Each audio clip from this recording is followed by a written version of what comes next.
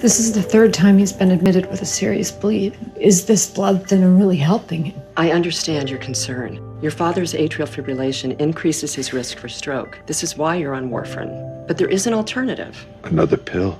No, it's called Watchman. Watchman is a permanent implant that reduces the risk of stroke. In a clinical trial, 9 out of 10 people who received Watchman stopped taking warfarin in 45 days. There are risks associated with the Watchman implant, including internal bleeding, stroke, and in rare cases, it can be fatal. Talk to your cardiologist so that you thoroughly understand all the benefits and risks to see if Watchman is right for you. Learn more at watchman.com. There's something out there for you and me, and the American road is calling, so what's it gonna be?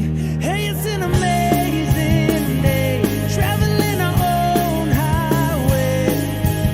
No matter where it leads us, we can smile, 'cause it's meaning in the miles.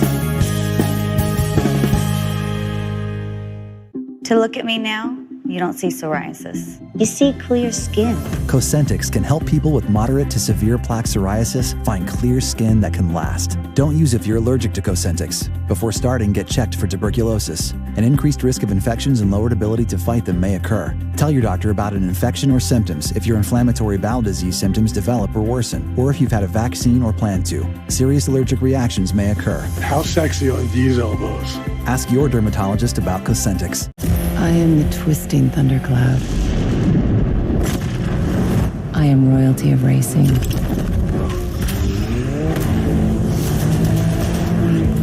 I am Alfa Romeo. Don't even. I'm serious.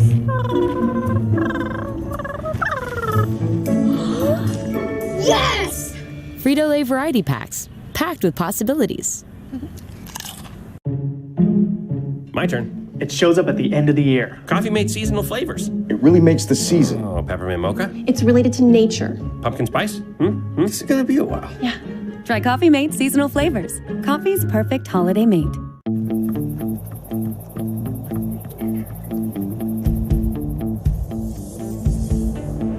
The Home Depot's making it easy to turn your favorite moment into the perfect color to transform your room with the Project Color app. Explore the most popular colors and trending palettes to find yours. Then get everything you'll need, like Bare Ultra Interior rated #1 in customer satisfaction by J.D. Power.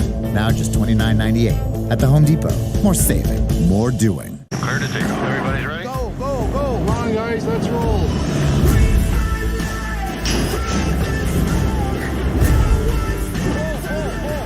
Gotta see if we can get the airplane fixed. The recipe for disaster already. Gotta get this thing up and out of here. Everything's icing up. The temperature's starting to drop.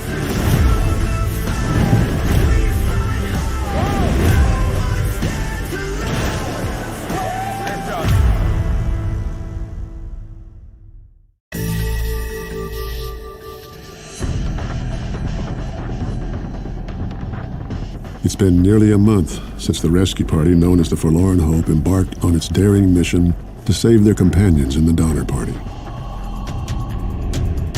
It now seems highly unlikely that anyone has survived the trek across the mountains.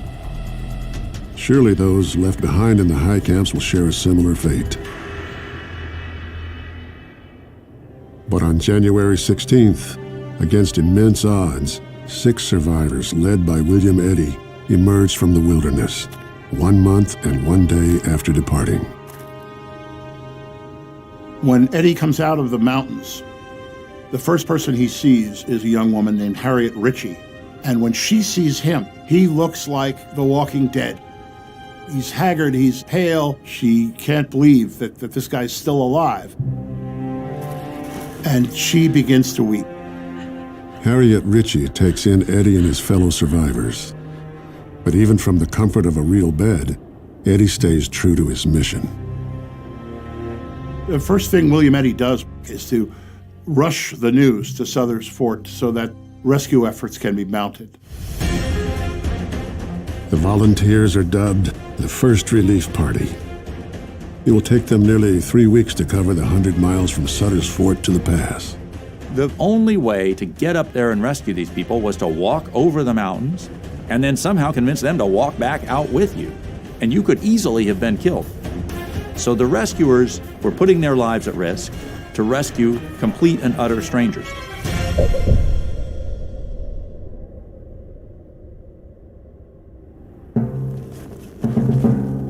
At the mountain camps, no one has any idea that the first relief party is on its way, and that a second relief party, this one headed by none other than James Reed, is following a few days behind. For the most part, hopelessness is the only reality. Patrick Breen begins to augment his daily weather reports with a grim accounting of the dead and dying. Tragically, the list includes William Eddy's wife and son. Eddie's child died last night. Mrs. Eddy very weak. McCutcheon's child died. Mrs. Eddy died on the night. Pike's child all but dead. We all feel weakly today. These were people who were absolutely in the most desperate and deplorable conditions that you could possibly imagine. They were starving, they were freezing, they had no food, and they had no hope. Perhaps surprisingly, no one in the mountain camps has yet resorted to cannibalism. At Alder Creek, Tamsin Donner finds the possibility difficult to comprehend. When presented with the idea of cannibalism, Tamsin pushed back. Tamsin said, anything we can do except that. The very mention invokes in me the most unspeakable dread. George and I are as hungry as anyone else, but we are steadfast on this issue. As long as we still have oxide, we shall eat only that. When it is gone, we shall perish, rather than engage in the alternative. On February 19th, the first relief party makes its way through the pass and arrives at the lake camp. Immediately, the rescuers begin making plans to return to Sutter's Fort, along with those strong enough to travel. There's no reason to stay very long. They only have the provisions they can carry in on their backs, so they don't have much food for themselves or for the people they're going to rescue. So once you get to the camps, the idea really is to just figure out who is healthy enough to walk out and to somehow get them moving and start back again.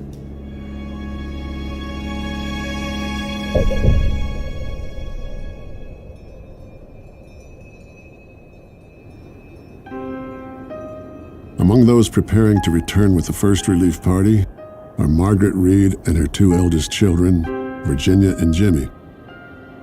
The other two, Patty and Tommy, will stay behind with